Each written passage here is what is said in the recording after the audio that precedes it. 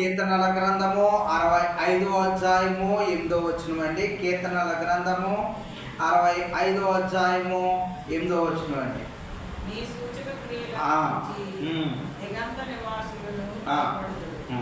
ఉదయ సాయంత్రముల ఉత్పత్తులను నీవు సంతోషభరితులుగా చేయుచున్నావు. చాలా వాక్యం ఇచ్చిన దేవా స్తోత్రములు. వాక్యము ధ్యానం చేయించుండగా మీరు మాకు సహాయం చేసి మాలో ఉండి పలికించి తోడుకోమని యేసునామములో అడుగుతున్నాం తండ్రి.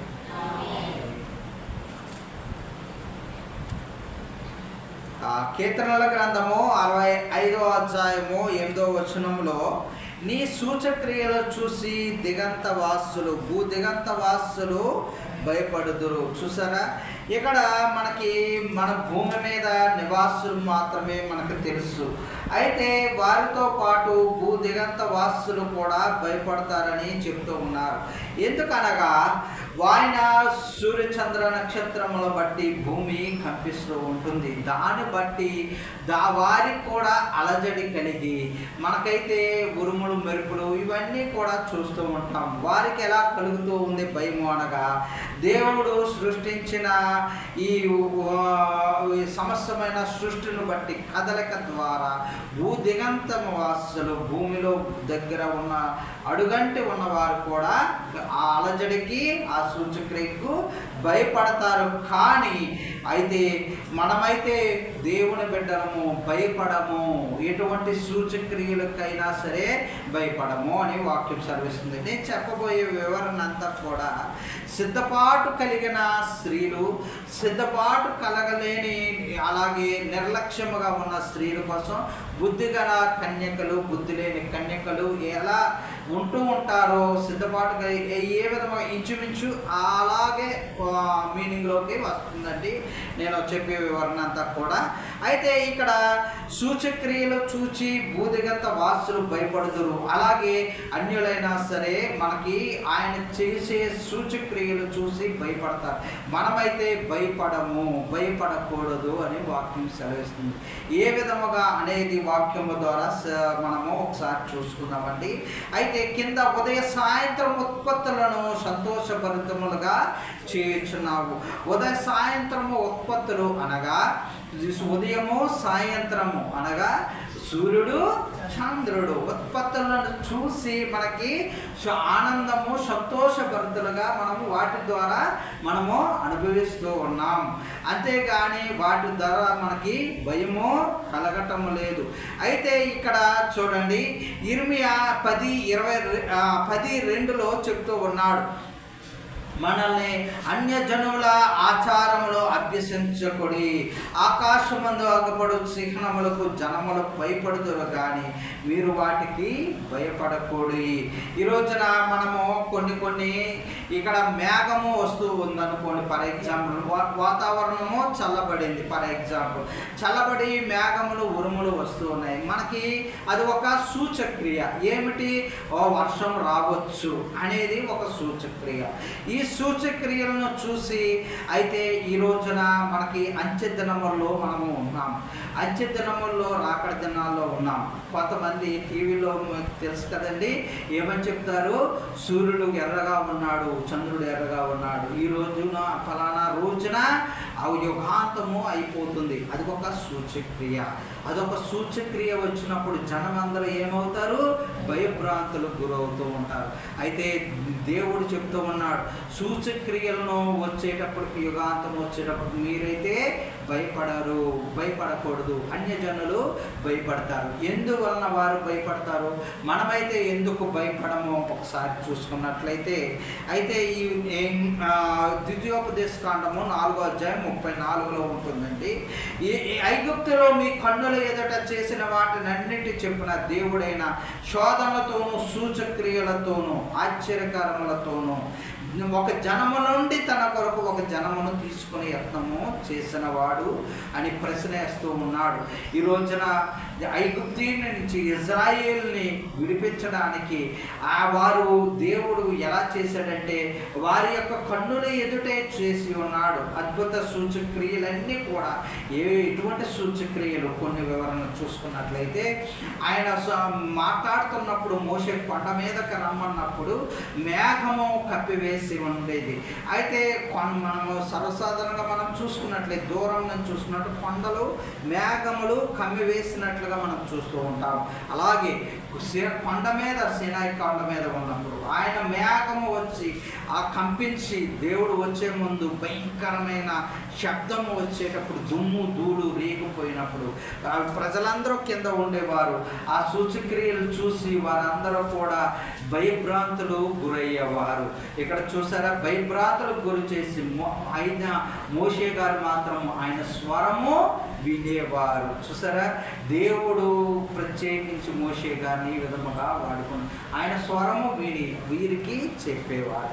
మరలా వారిని అందరినీ విడిపించేటప్పుడు చూడండి, దేవుని ప్రజలేమో సముద్రము పాయలైపోయింది. ఇది ఒక సూచక్రియ. విడిపోయినప్పుడు వీరేమో సంతోషముగా ఆనందముగా ఆ గొంతులు వేసుకుంటూ సముద్రం మధ్యన వెళ్తూ ఉన్నారు. దేవుని ప్రజలు భయపడలేదు, ఆ సూచక్రియ చేసి భయపడలేదు. కానీ అయితే వెనకాల తరుముకొచ్చిన ఫరో సైన్యం మాత్రము వారి వెనకాల వెళ్ళడానికి భయపడ్డారు. దేవుని బిడ్డలు భయపడలేదు. ఆ సూచక్రియ చూసి వీరు మాత్రము భయపడ్డారు. రాజు ప్రోత్సహించగా వెళ్ళినప్పుడు వారు భయము తగ్గట్టే అని వాటర్ అంతా వచ్చి కొట్టుకుపోయినట్లుగా మనం చూస్తూ ఉన్నాం. ఈ రోజున మనకి దేవుడు అనుగ్రహించిన ప్రతిదీ కూడా మనకి ఈరోజు అంత్య దినములో మనము ఉన్నట్లుగా వాక్యము ద్వారా సెలవిస్తూ ఉన్నాం. అలాగే ఆదికాండము 1:14 చూసినట్లయితే పగటిని రాత్రిని వేరుపరచినట్లు విశాలమందు జ్యోతులను కలుగుగాక అని చెప్పగా జ్యోతులు కలిగినవి అవి దేనికి సూచనలుగా ఉన్నాయి అనగా అవి ఎందుకండి కాలములు, దినములు, వారములు, నెలలు, సంవత్సరములు తెలియపరచడానికి సూచనలుగా మనకి కనిపిస్తూ ఉన్నాయి. చూడండి, అవన్నీ కూడా జ్యోతులు సంవత్సరములు సూచించడానికి ఈ రోజున మనకి ఆ రోజుల్లోనే మనకి చెప్పబడినట్లుగా మనము చూస్తూ ఉన్నాము. అయితే ఇక్కడ మనము ఇంకొన్ని వివరణగా చూసుకున్నట్లయితే లూకాసు వార్త 21:22 చెప్తున్నారు.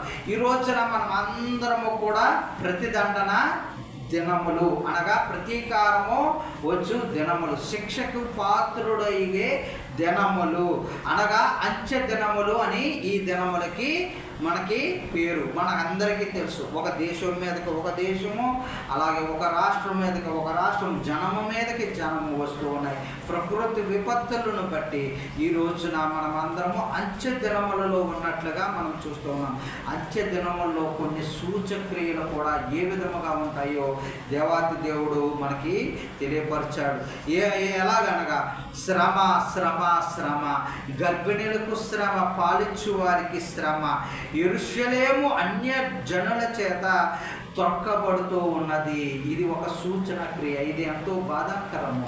అమెరికా దేశముతో పోటీ పడే యెరూషలేము, టెక్నాలజీలో అన్నిటిలోని యెరూషలేము పరిశుద్ధ పట్టణం, మనము దర్శించే యెరూషలేము అన్యుల చేత త్రొక్కబడుతూ ఉన్నది అని ఒక లంచ దినములలో సూచక క్రియగా మనము చూస్తూ ఉన్నాము.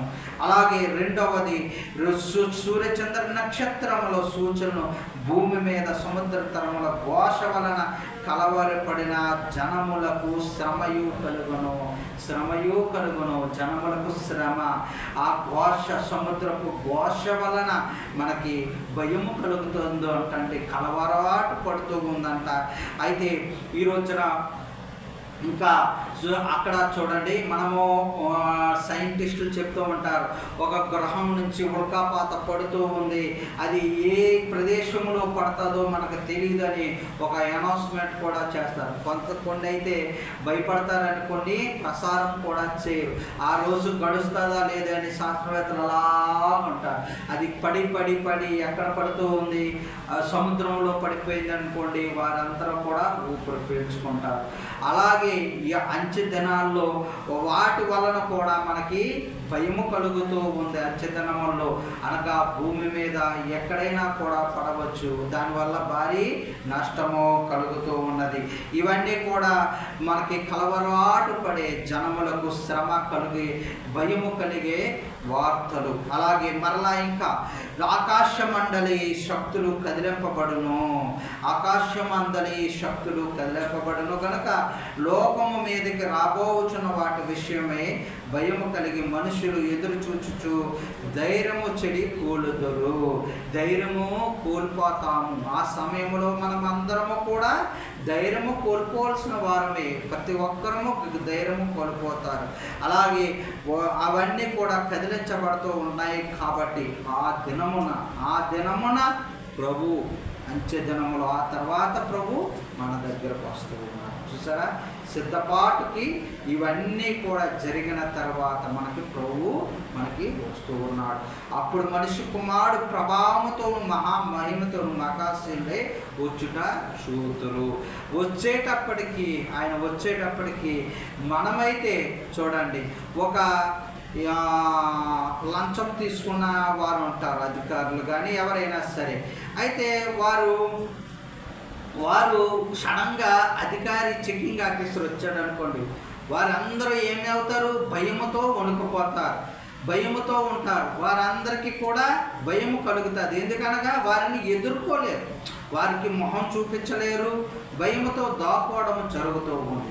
అదే లంచము తీసుకోకుండా ఖచ్చితంగా ఉన్నవారు అనుకోండి, వారు ఎనీ టైం వారు వచ్చినప్పటికీ వీరు తల ఎత్తుకొని సింహం వలె ధైర్యముగా ఉంటారు. అది మన అందరికీ తెలిసిన విషయం.